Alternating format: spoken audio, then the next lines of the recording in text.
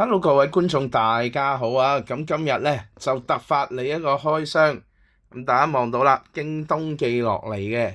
咁如果有留意開我 Facebook page 嘅朋友都會知我最近買咗乜嘢嘅。咁啊，但係估唔到係咁快就到咗啦。我哋先嚟個開箱啊！呢一盒啊，擺埋一邊先，我嗰盒。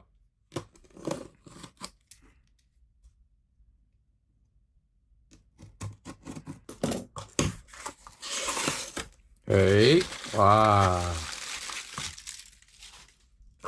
呢盒大啲，哇！大家望下，冇錯啦，就係 Vivo 嘅呢一支長焦鏡啦。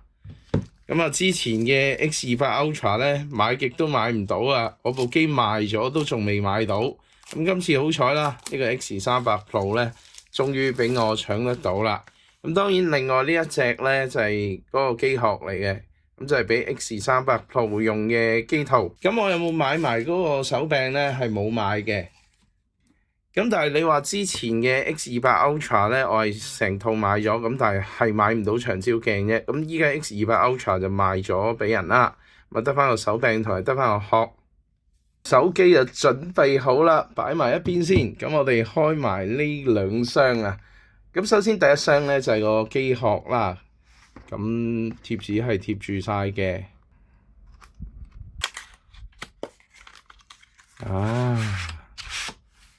睇睇隻機殼先。今次呢隻機殼個手感同之前 X28 Ultra 嘅殼嚟比咧，都一樣咁靚啊！咁都一樣係好精緻嘅，咁依然咧係有一個金屬嘅鏡頭圈啦。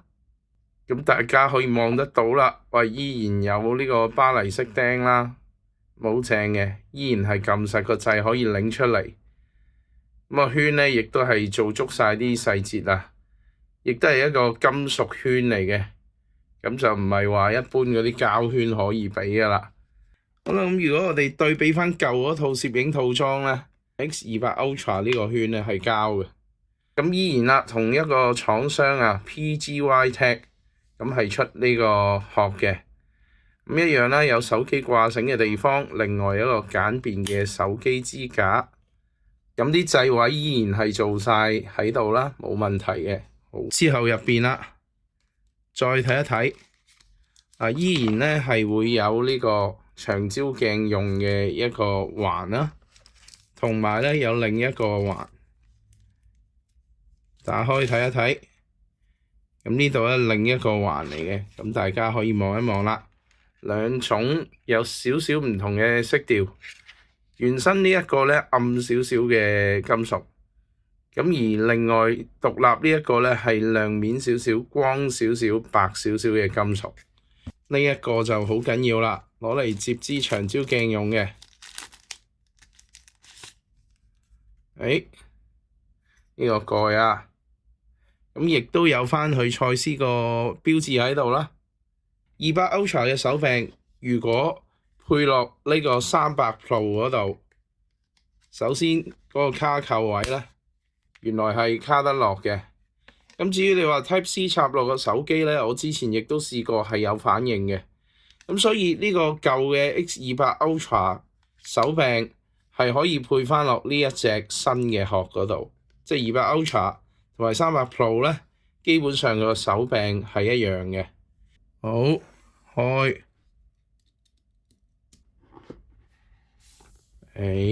哇！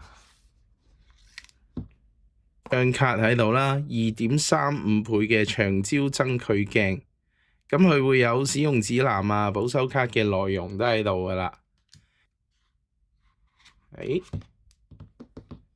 入邊冇其他嘢噶啦。睇睇支鏡頭做工靚唔靚啊？摸落咧就凍冰冰嘅金屬質感啦，好靚啊！咁啊頭尾都有個膠蓋可以打開嘅。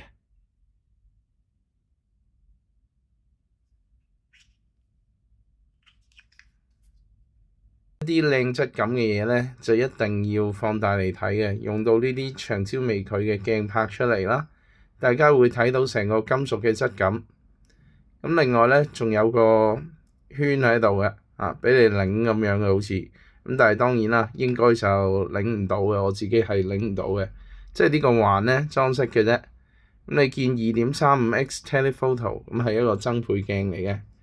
咁另外鏡頭蓋啦，咁應該係膠做，冇錯軟膠嘅一個鏡頭蓋啦，少少軟啦嚇。好，鏡頭本身，咁大家望得到啦。而另一邊呢個蓋要擰一擰先至開到嘅，就成支長焦鏡咧睇落都幾專業幾靚仔。好啦，咁當然啦，之後就係需要擰落去啦。咁當然其實就應該擰咗呢一個先嘅。呢一個咧，佢變咗金屬圈咧，真係好好質感嘅。咁但係我哋如果要裝呢個蓋落去咧，就唔裝得個金屬圈啦。先拆咗佢，再將呢個擰落去。大致呢個白色點咧就對住呢個3點鐘方向。吸咗落去之後咧，就擰啦。咁樣吸咗落去啦，擰啱啱咧就卡實咗喺呢個位置。咁如果你打直放咧，啱啱見到 size 嗰個標誌就正向嘅。如果你橫着放咧，咁就變咗咁樣啊。咁當然我哋嘗試套埋個手機落去睇一睇啦。我先拆翻呢個手柄出嚟。將個殼套入去，掣位嗰邊咧先入。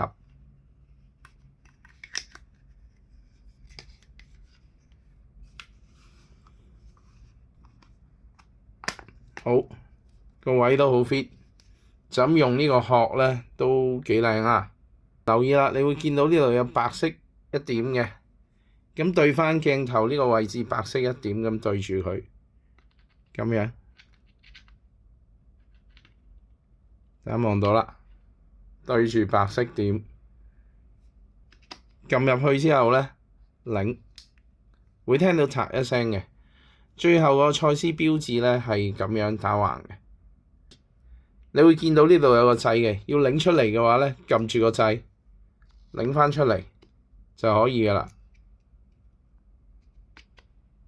咁佢會有少少緊嘅。然後我哋真正用嘅時候咧，入翻個相機 app。之後咧去翻更多，之後你會見到一個長焦增距嘅，撳一撳佢，咁前往啦。呢度咧可以設定翻嘅，咁我哋打翻開就可以啦。咁返回翻，揀完長焦增距之後咧，我哋真係切換到去個3.5倍啦，咁就用到噶啦。加埋個手柄咧係舒服啲。咁當然，如果你之前已經係 X200 Ultra 已經有呢一個手柄嘅話咧，新機咧唔需要再買噶啦。你見已經認得到啊，可以 zoom out 啦，大家望到啦，可以 zoom in 啦，撳實啦，大家望到啲掣係 work 嘅。咁另外咧個轆咧都有做到曝光補償。咁我今日嘅分享就嚟到呢一度啦，稍後咧就會同大家攞出去影好多嘅相啦，咁睇下個效果如何嘅。咁如果你今日鍾意我分享嘅話，記得去點讚留言啦，可以分享俾人啦。我哋下條片再見，拜拜。